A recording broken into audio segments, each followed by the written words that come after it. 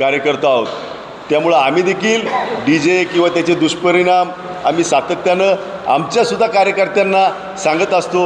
परंतु काही प्रमाणात तिथं यश येतं, नवीन पिढी थोडीशी उत्साही असती. परंतु आम्ही आता हळूहळू त्यांना पूर्वी जो मोठा आवाज असायचा अगदी कर्णकर्कश तो थोडासा कमी करत करत करत करत आपल्याला सहन होईल इतपतच ते वाजवावं इथपर्यंत आणण्यामध्ये आम्ही सगळी मंडळी यशस्वी झालेलो आहोत. आणि शेवटी हे विचारातनं आणि लोकांना चांगल्या कार्यक्रमात सहभागी करून घेऊन त्यातनंच हा संदेश देण्याचं काम आम्हाला करायचं आहे आणि यासाठीचा आमचा सगळ्यांचा प्रयत्न आहे. आम्ही नोंदी भरपूर होतील, परंतु आम्ही निमंत्रित 12 संघ फक्त बोलवलेले आहेत. निमंत्रित की ज्यांचे जे हजेरी करू शकतात, ज्यांचा संच आहे की जे त्या ठिकाणी आता अनेक प्रकार आहेत त्याच्यामध्ये.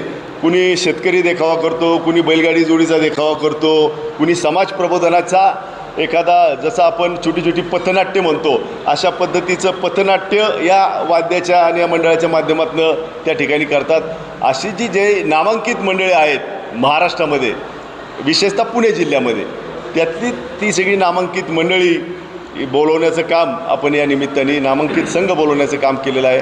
आणि आपल्या सगळ्यांना माहिती आहे की मावळ तालुका हा या खेळाच्या बाबतीमध्ये फक्त जिल्ह्यापुरती नाही तर महाराष्ट्र असेल किंवा महाराष्ट्राच्या बाहेर इतर राज्यातही आपले संघ मावळ तालुक्यातले त्या ठिकाणी निमंत्रित केले जातात. त्यांचा यथोचित गौरव त्या ठिकाणी केला जातो. आणि मग आपल्या घरातली मंडळी आज मावळ तालुका हा आपला एक परिवार आपण म्हणतो आणि या परिवारातले एवढे चांगले संघ जर त्यांचं या राज्यात किंवा परराज्यात कौतुक होत असेल तर आपली देखील जबाबदारी आहे की त्यांचा देखील उत्साह आपण वाढवला पाहिजे, त्यांना प्रोत्साहन दिलं पाहिजे आणि त्यातनं आपण आपल्या कार्यकर्त्यांना किंवा समाजाला देखील आपल्या या विसरत चाललेल्या परंपरांची जाणीव करून देण्याचं काम केलं पाहिजे.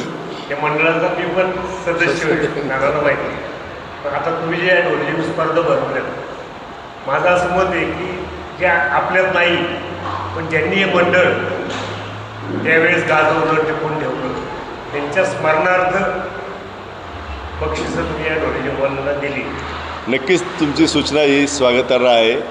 आम्ही त्या पद्धतीनं त्यांच्या नावांचा उल्लेख करून किंवा तसा प्रयत्न आम्ही करू किंवा या स्पर्धा होत असताना त्या व्यासपीठावर देखील या सगळ्यांचा मान सन्मान राहील.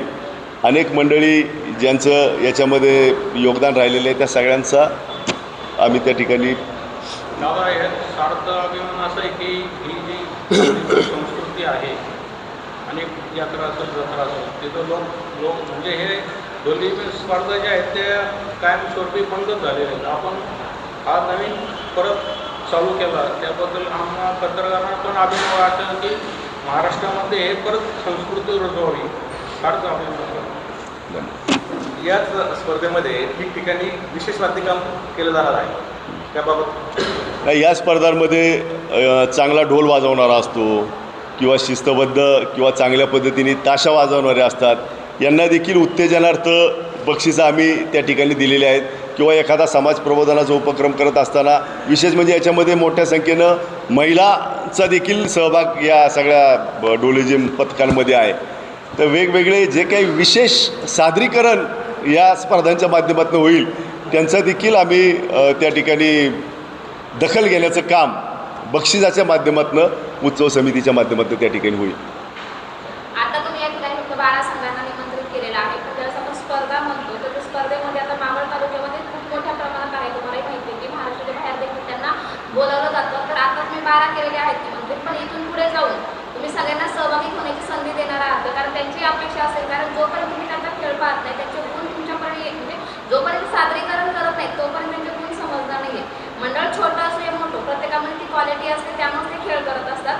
तर पुढच्या ह्याच्यामध्ये तुम्ही त्यांना देखील संधी देणार आहात का? आम्ही आत्ताच नाही ताई म्हणजे तुमचा प्रश्न जो आहे आम्ही आत्तासुद्धा त्यांना संधी दिली असती. पण अनेक मंडळं अशी आहेत तालुक्यामध्ये ती फक्त वाजवतात, खेळ करत नाही. म्हणजे त्यांची पथकं 50-50 ढोलची पथकं आहेत. पण त्याच्यात फक्त ढोल वाजवणारे आणि ताशा वाजवणारे असे असतात. जे खेळ करणारे जे काही आहेत पथक ते खेळ करणारी पथकं ही फार आता मर्यादित राहिलेली आहेत आणि ती पथकं देखील वाढली पाहिजे उद्याच्या काळामध्ये.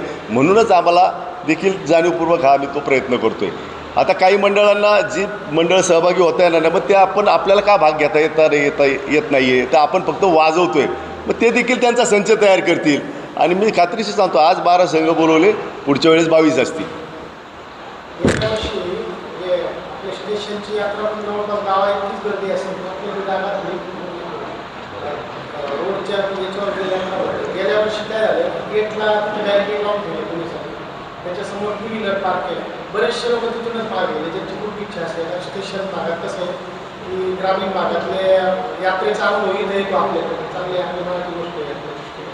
तर ती मागच्या वेळी लोकांच्या प्रतिक्रिया अशा जाणवल्या की ती यात्रा थोडी अशी इथंच जागेवर नव्हती, पुढे जर नियोजन करून स्प्रेड केली याच्यापर्यंत आपल्या SD स्टँडपर्यंत तर लोकांना मधून जायला जागा राहते. त्यावेळी काय झालं, दोन्ही बाजूला दुकानांपर्यंत मध्ये एक लेन होतं, म्हणजे लोकांना जायला जागा राहिली आणि गेट पण लेन. तर थोडं म्हणजे काही बोलणार त्यांना याला उत्सव समितीला नियोजन समितीला विनंती थोडंसं यात्रा अशी थोडी विस्तृत आणि स्प्रेड करून जागा असेच थोडा वाढवावा. हा जो रोड आहे आज स्टेशन चौक ते SD स्टँडपर्यंतचा हा खरं 18 मीटरचा रस्ता आहे. आता पूर्वी काय असायचं, रोड हा लहान होता, आपल्याला माहिती असेल की दोन्ही दुतर्फा टपऱ्या वगैरे त्या काळामध्ये होत्या.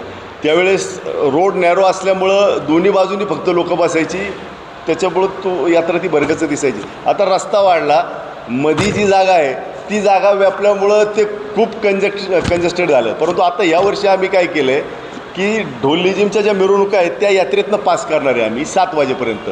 यात्रा साधारण 7 नंतर सगळी पंचक्रोशीतली लोकं यायला सुरुवात होती, तर मधली दुकानं आम्ही तोपर्यंत ठेवणार नाही आणि 7 वाजता ढोल लेझिमच्या स्पर्धा सगळ्या शेवटचा ढोल 7च्या आत तो SD स्टँडला गेला पाहिजे असा आमचा प्रयत्न आहे त्याच्यामध्ये. आणि त्यानंतर तो मधली लाईन देखील बसू. मागच्या वेळेस तुम्ही म्हणता ती अगदी बरोबर आहे की चौकातच सगळ्यांनी गाड्या लावल्या, पण ती थोडं ट्रॅफिक आणि याच्यात नियोजनात किंवा स्टाफच्या याच्यामध्ये आपण थोडं कमी पडलो. तर यावेळेस ती काळजी आपण नक्की घेऊ. जे पाळणे किंवा जे लहान मुलांसाठी जे काही करमणुकीचे कार्यक्रम असतात, या मंदिराच्या पाठीमागं आमचे IS देसाई यांची 1.5 एकर जागा आहे, ते दरवर्षी आम्हाला ते फ्री ऑफ कॉस्ट उपलब्ध करून देत असतात.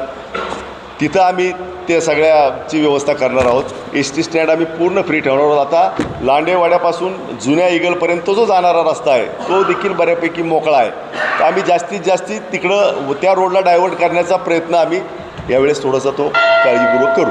गणेश भाऊ आणि अध्यक्ष, बातम्या संकलित करणं सोपं जावं म्हणून श्री उत्सव समिती आणि पत्रकारांचा ग्रुप करा. त्याच्यामुळे बातम्या संकलित करणं फोटो अपडेट आणि आपण चांगले फोटो मिळतील याची व्यवस्था करा. चालेल, थोडी विनंती बरोबर मागून आभार माना अध्यक्ष सगळ्यांचे. आहेत अशोकराव ओसवाल आहेत, पटणी शेट आहेत, हे सगळे ट्रस्टी आहेत मंदिराचे.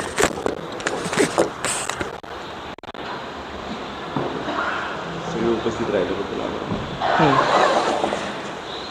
सगळे पत्रकार बंधू उपस्थित आहेत त्याबद्दल सगळ्यांचे आभार मी व्यक्त करतो. धन्यवाद.